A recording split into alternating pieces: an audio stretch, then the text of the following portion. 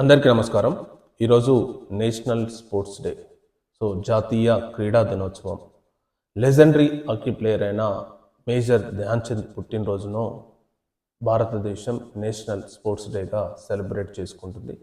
ముఖ్యంగా ధ్యాన్ చంద్ గురించి చెప్పాలంటే 1928, 1932, 1936 సంవత్సరంలో భారతదేశానికి ఒలింపిక్స్లో స్వర్ణం రావడానికి కీలక పాత్ర పోషించిన ప్లేయర్ ఎవరైనా ఉన్నారంటే అది ధ్యాన్ చంద్ అని చెప్పాలి.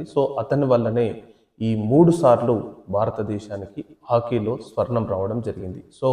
అందుకే ఈ లెజెండరీ ప్లేయర్ యొక్క జయంతిని భారతదేశం నేషనల్ స్పోర్ట్స్ డేగా సెలబ్రేట్ చేస్తుంది.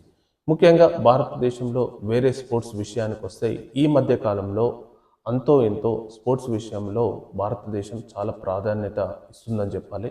ఈ మధ్య కాలంలోనే లోక్సభలో స్పోర్ట్స్ బిల్ పాస్ కావడం జరిగింది.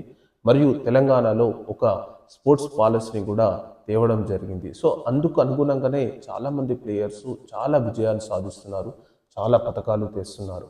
కానీ ఒక్కటే ఒక లోటు ఏంటంటే ఒలింపిక్స్లో భారతదేశ ప్రాధాన్యత అనేది అంత లేదు. ఎందుకంటే భారతదేశ జనాభా 140 కోట్లు, భారతదేశ ఎకానమీ థర్డ్ లార్జెస్ట్ ఎకానమీ.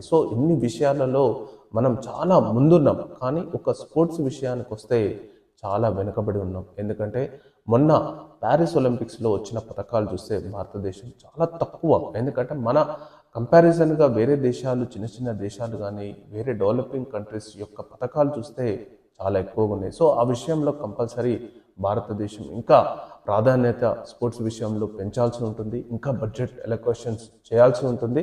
ఇంకొక విషయం ఏంటంటే భారతదేశం ఒలింపిక్స్ నిర్వహించాలని, అంటే పర్టికులర్లీ 2036 ఒలింపిక్స్ నిర్వహించాలని చెప్పి బిడ్ కూడా దాఖలు వేసింది. మరియు కామన్వెల్త్ గేమ్స్ 2030ని హోస్టింగ్ చేయాలని చెప్పి బిడ్ కూడా వేస్తుంది.